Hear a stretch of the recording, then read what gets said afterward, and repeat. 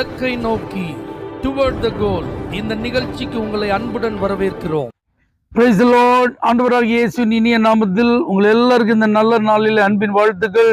ஏசாயா தீர்க்க தரிசன புஸ்தகம் 9ஆம் அதிகாரம் 6ஆம் வசனம்.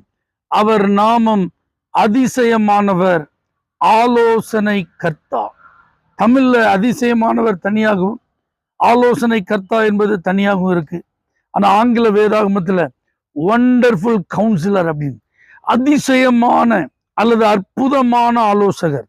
இந்த இயேசு தருகிற ஆலோசனை நிச்சயம் நம்முடைய வாழ்க்கைக்கு மிகவும் பிரயோஜனமாய் ஆசீர்வாதமாய் இருக்கும் என்பதில் சந்தேகம் இல்லை.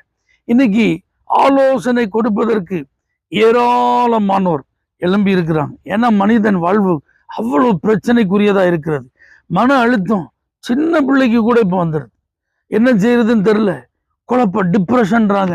ஆள் வயது வித்தியாசம் இல்லாமல், படித்தவர்கள் படியாதவர்கள் என்கிற வித்தியாசம் இல்லாமல், ஏழைகள் பணக்காரர்கள் என்ற வித்தியாசம் இல்லாமல் எல்லாருக்கும் இந்த மன அழுத்தம் என்ன செய்யுது காணப்படுது. அப்போ அவங்களுக்கு கவுன்சிலிங் கொடுக்குறாங்க. திருமணம், அந்த உறவு, அதை கையாள்வது எப்படி, ப்ரீ மேரிட்டல் கோர்ஸ், திருமணத்திற்கு முன்பு திருமணம் ஆக போகிற அந்த பெண்ணுக்கும் அந்த பையனுக்கும் கவுன்சிலிங் கொடுக்குறாங்க. திருமணமான பிறகு உறவுல ஏகப்பட்ட பிரச்சனை. அந்த பிரச்சனைகளை தீர்ப்பதற்கு குடும்ப நல ஆலோசனை கவுன்சிலர்கள் நிறைய பேர் இருக்கிறாங்க. அவங்க குடும்பத்தை எப்படி நடத்தணும், அவங்களுக்குள்ள இருக்கிற பிரச்சனை எப்படி வந்தது, அதுக்கு என்ன காரணம், யார் அந்த பிரச்சனையை உண்டாக்கணும், அதை எப்படி டீல் பண்ணணும், இதெல்லாம் சொல்லி கொடுக்கறதுக்கு இன்னைக்கு நிறைய பேர் கவுன்சிலர்ஸ் என்ன செஞ்சிருக்கிறாங்க, எழும்பி இருக்கிறார்கள். ஒரு தொழில், அந்த தொழிலில் சக்சஸ் பண்றதுக்கு எப்படி கவுன்சிலிங் கொடுக்குறாங்க. ஒரு லெவல்ல இருந்து இன்னொரு லெவலுக்கு போறது எப்படி கவுன்சிலிங் கொடுக்குறாங்க. ஸ்டூடெண்ட்ஸுக்கு, படித்து கொண்டிருக்கிற மாணவர்களுக்கு பரீட்சை எழுதுறதுக்கு முன்னாடி கவுன்சிலிங் கொடுக்குறாங்க. தேர்வு எழுதுகிறது மாத்திரம், ஒரு இன்டர்வியூ அட்டன் பண்ணா எப்படி அட்டன் பண்ணணும் கவுன்சிலிங் கொடுக்கும். இப்படி உலகமெங்கிலும் கவுன்சிலர்ஸ் இன்னைக்கு அதிக தேவை உள்ளவர்களாய் மாறி போனார்கள். ஆனா பாருங்க, பல ஆயிரம் வருஷத்திற்கு முன்பதாகவே இந்த வேதாகமம் நம்முடைய ஆண்டவராக இயேசு கிறிஸ்துவை குறித்து கூறுகிறது. அவர் அதிசயமான ஆலோசனை கர்த்தர், அற்புதமான ஆலோசகர். ஒரு மனுஷனுக்கு தேவையான அந்த வழியை அவர் ஒரே வார்த்தையில காட்டிடுவார். ராத்திரி முழுவதும் பிரயாசப்பட்டு ஒரு மீன் கூட அகப்படாத ஒரு மனுஷனை பார்த்து கொஞ்சம் ஆழத்துல தள்ளிட்டு போ, வலது பக்கம் வலைய போடுன்றாரு. இது மீன் பிடிக்கிற நேரம் அல்ல.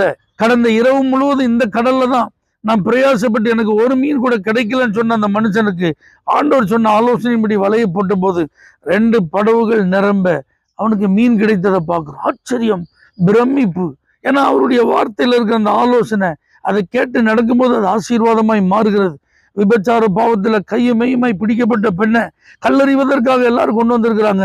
அவளை பார்த்து ஆண்டவர் சொல்றாரு, இனி நீ பாவம் செய்யாத. ஒரே வார்த்தை தான். அந்த சகோதரியுடைய வாழ்க்கை முற்றிலும் மாறிவிட்டது.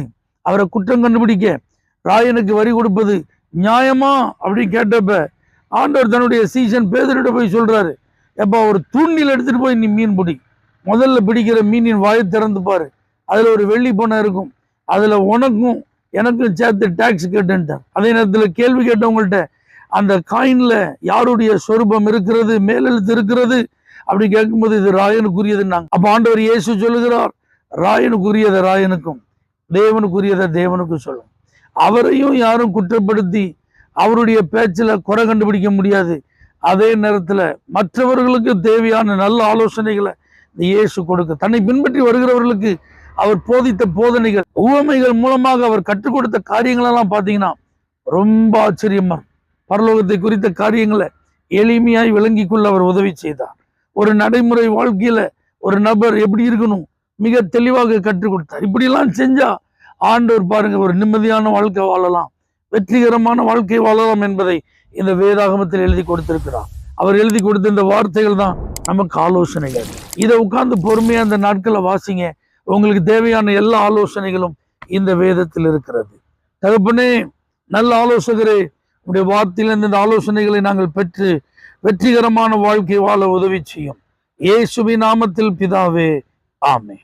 For prayer contact, Pastor J. J. Kumar, El Shaddai Ministries, 9500252586, Surandai.